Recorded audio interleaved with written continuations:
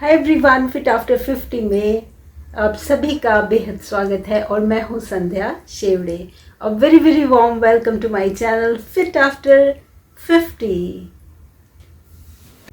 तो आज का टॉपिक है एक बार फिर स्किन केयर से रिलेटेड और कैसे हम हर मौसम में अपने स्किन को अच्छा रखें ताकि वो स्वस्थ दिखे, अंदर से स्वस्थ हो, बाहर से भी स्वस्थ दिखे और दाग धब्बे, झाइयाँ और कील मुहासों के दाग, इन सब से हमें छुटकारा मिल जाए। तो आज हम बात करेंगे चंदन की, सैंडलवुड की। तो नाम तो आप सभी ने ज़रूर सुना होगा और हो सकता है इस्तेमाल भी किया हो, क्योंकि जो सैंडलवुड सोप है उसको कौन नहीं जानता। तो चंदन का इस्तेमाल भारतीय लोग प्राचीन काल से करते आए हैं। हिंदू धर्म में माथे पर तिलक लगाया जाता है चंदन का, गले पर भी उसका लेप लगाया जाता था और स्त्रियां पुरुष दोनों ही इसका इस्तेमाल करते थे और आज भी करते हैं। अगर आप दक्षिण भारत में जाएंगे तो आप देखेंगे कि वहाँ स्त्री पुरुष बच्चे बूढ़े जवान हर कोई माथे पर एक चंदन का टीका ज़रूर लगाता है।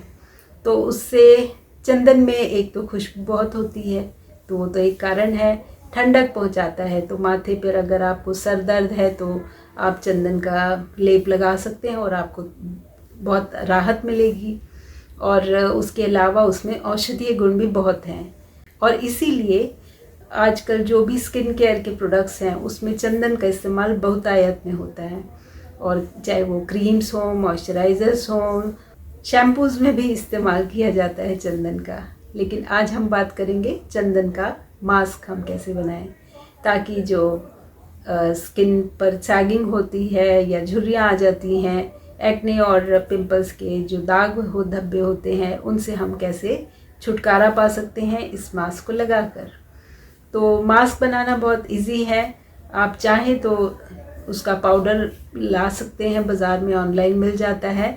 लेकिन मेरे पास चूँकि लकड़ी का टुकड़ा था, चंदन का की असली लकड़ी का टुकड़ा था और उसका ही इस्तेमाल हम लोग आज तक करते रहे थे।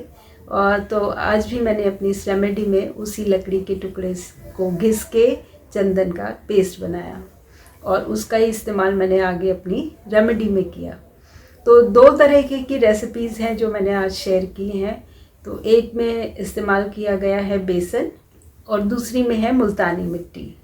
तो आप इन दोनों के अलग अलग दो मास्क बना सकते हैं। उनको हफ्ते में एक बार लगाइए और बस एक बार लगाने भी काफ़ी रहेगा। और अगर आप रोज़ इस्तेमाल करना चाहते हैं तो चंदन में आप शहद डाल लीजिए या कच्चा दूध या सिर्फ गुलाब जल डाल के भी उसका मास्क बना सकते हैं और उसको आप चाहे तो रोज़ लगा सकते हैं। क्योंकि बाकी चीज़ें लगाने से उसमें कई बार रूखापन आ जाता है स्किन पे, तो उसके बाद कोई ना कोई मॉइस्चराइज़र लगाना बहुत ज़रूरी है। आगे देखते हैं कि ये मास्क मैंने कैसे बनाया और उसको चेहरे पर कैसे लगाया। तो इस मास्क को बनाने के लिए मैंने चंदन की लकड़ी का इस्तेमाल किया है, क्योंकि वो अवेलेबल थी मेरे घर में, तो उसी का इस्तेमाल कर लिया। आप चाहें तो चंदन का पाउडर ऑनलाइन आराम से मिल जाता है, आप उसका इस्तेमाल कर सकते हैं। और ये है पत्थर जिस पर घिस के चंदन का पेस्ट बनाया जाता है।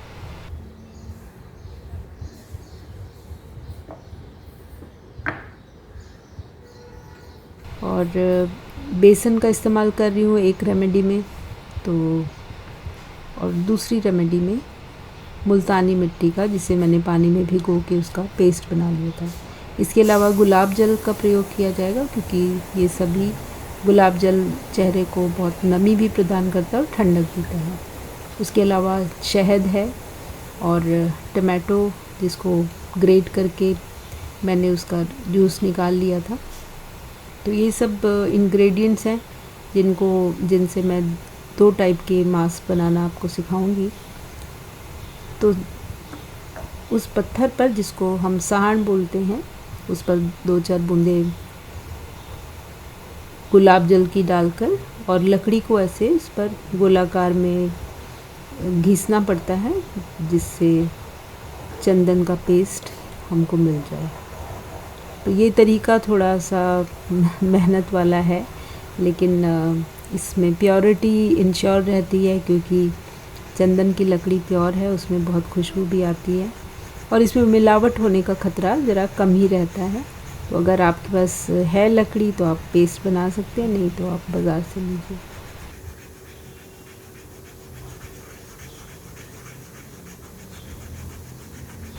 तो बनाने में थोड़ी मेहनत लगती है, काफ़ी देर उसको रगड़ना पड़ता है, तब जाके हमें थोड़ा सा पेस्ट मिलता है। और चूँकि मेरा जो स्टोन है वो भी छोटा ही है, तो इसलिए मुझे ज़रा टाइम ज़्यादा लग रहा है। अगर बड़ा स्टोन हो तो और भी फटाफट से काम हो जाएगा।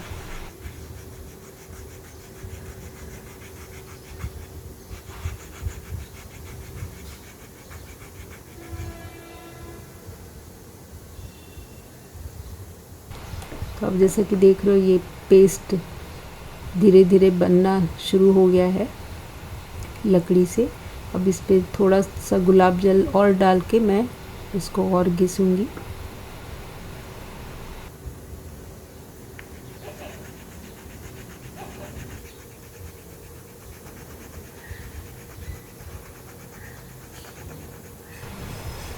So rub it for a while to get the paste.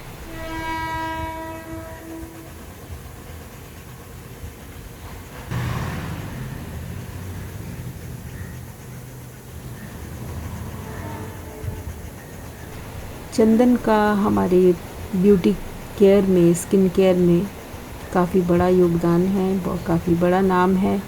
और इसमें जो औषधीय गुण हैं वो हमारे चेहरे को निखारते हैं, दाग धब्बे झुर्रियों से निजात दिलाते हैं। एक्ने की प्रॉब्लम है उससे भी छुटकारा मिलेगा। पिंपल्स और एक्ने की प्रॉब्लम में के लिए भी ये काफ़ी लाभदायक है और ऑयली स्किन के लिए भी आपको काफ़ी मदद करता है, ताकि ऑयल को बैलेंस रखता है, ताकि उसमें एक्ने और मुहासे ना हों।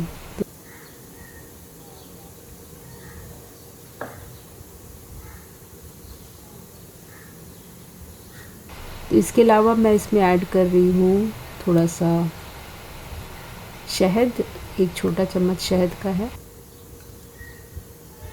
और बेसन, क्योंकि सिर्फ चेहरे के लिए ही बनाना है और वन टाइम यूज़ के लिए बना रहे हैं, तो बस एक छोटा चम्मच या 2 छोटे चम्मच आप बेसन का इस्तेमाल कीजिए।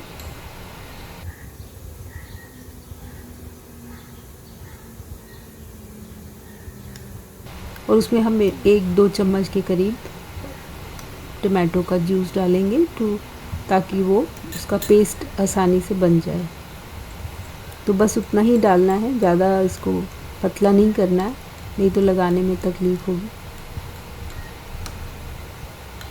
इसको अच्छे से मिला लीजिए ताकि कोई लम्स ना रहे। तो यदि आपको इसको अपनी आर्म्स पर भी लगाना है, क्योंकि टैन तो वहाँ पर भी हो जाता है, और तो आप क्वांटिटी बढ़ा सकते हैं इसी अनुपात में। तो चंदन बहुत सारा नहीं लेना, अगर पाउडर का इस्तेमाल कर रहे हैं तो एक आधा छोटा चम्मच काफ़ी रहेगा। और बेसन आप अपने हिसाब से 1 बड़ा चम्मच ले सकते हैं, और उसी हिसाब से आप टमाटो का रस और शहद डाल सकते हैं।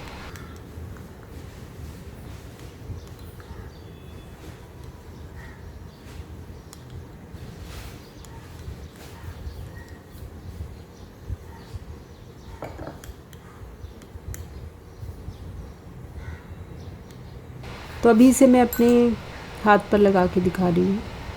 इसका पतला पतला ही लेप लगाया है मैंने, ज़्यादा गाढ़ा लेप नहीं है। और इसको हम स्किन पर 10 से 15 मिनट तक रहने देंगे।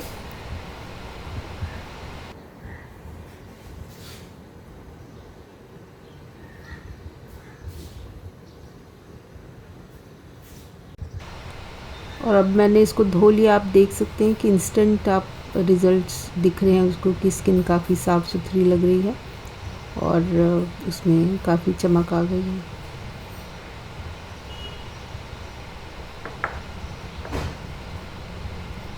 तो दूसरी रेमेडी के लिए भी फिर से चंदन की लकड़ी को घिसना होगा, तो ये एक टीडियस जॉब है और हो सकता है बहुत से लोगों को पसंद ना आए, लेकिन आप आसानी से चंदन के पाउडर का इस्तेमाल कर सकते हैं। तो आप देख सकते हैं कि इसमें चंदन की मात्रा काफ़ी कम ही है, ज़्यादा नहीं लिया है क्योंकि प्योर है और उतना छोटा आधा चम्मच से ही काम चल जाएगा और हमें लगाना भी सिर्फ फेस पे ही है, तो उतनी क्वांटिटी काफ़ी है। अब इसमें मैंने दूसरी जो रेमेडी है उसमें मैंने मुल्तानी मिट्टी का प्रयोग किया है और मुल्तानी मिट्टी भी मैं रॉक फॉर्म में ही मैंने लाई थी, खरीदी थी और उसको एक छोटा सा टुकड़ा मैंने पानी में भिगोकर ये पेस्ट तैयार किया है। अब इन सब चीज़ों को भी आप अच्छे से मिक्स कर लीजिए और एक सेमी थिक कंसिस्टेंसी का पेस्ट बना लेना है, बहुत पतला भी नहीं और बहुत गाढ़ा भी नहीं।